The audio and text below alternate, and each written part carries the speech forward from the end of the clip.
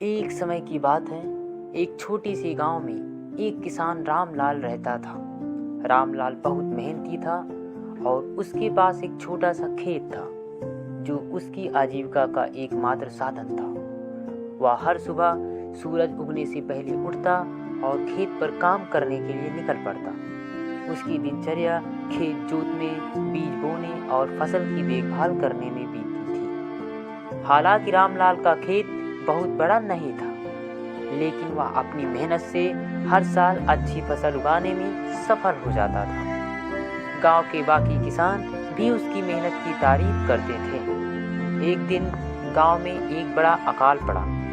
कई महीने से बारिश नहीं हुई थी और अधिकांश किसानों की फसलें सूख चुकी थी। खेतों में दरारें पड़ चुकी थी और सभी किसानों के चेहरे पर चिंता की लकीरें थी। रामलाल भी चिंतित था, लेकिन उसने हार नहीं मानी।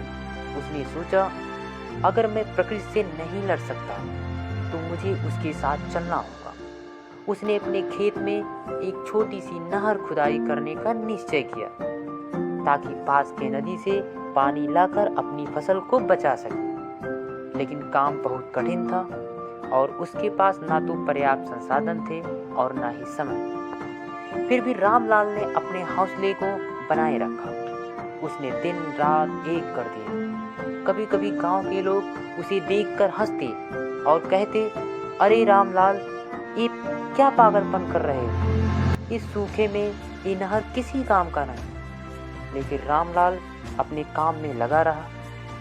वह जानता था कि अगर उसने कोशिश नहीं की तो उसकी फसल पूरी तरह बर्बाद हो जाएगी। कई हफ्तों की कड़ी मेहनत के बाद रामलाल ने आखिरकार नहर पूरी कर ली। उसने नदी से पानी अपने खेत तक लाने की व्यवस्था की। धीरे धीरे उसके खेत की मिट्टी में नमी लौटने लगी और पौधे फिर से हरे भरे हो गए। रामलाल की मेहनत का फल मिलने लगा और उसकी फसल बढ़ने लगी।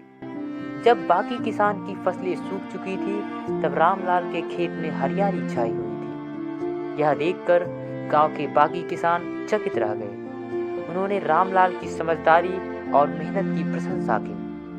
गांव के मुखिया ने रामलाल को सम्मानित किया और उसकी नहर को गांव के बाकी किसानों तक पहुंचाने का प्रस्ताव दिया ताकि आने वाले समय में अकाल की स्थिति से भी निपट सके। रामलाल ने खुश होकर अपनी सहमत दी। उसने कहा, मेहनत और सही सोच से कोई भी समस्या हल की जा सकती है। हमें कभी भी हालात से हार नहीं माननी चाहिए।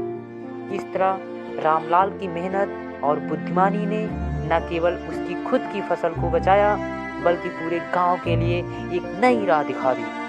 उस दिन के बाद से रामलाल को पूरे गांव में इज्जत की नज़रों से देखा जाने लगा और उसकी कहानी सबके लिए प्रेरणा बन गई।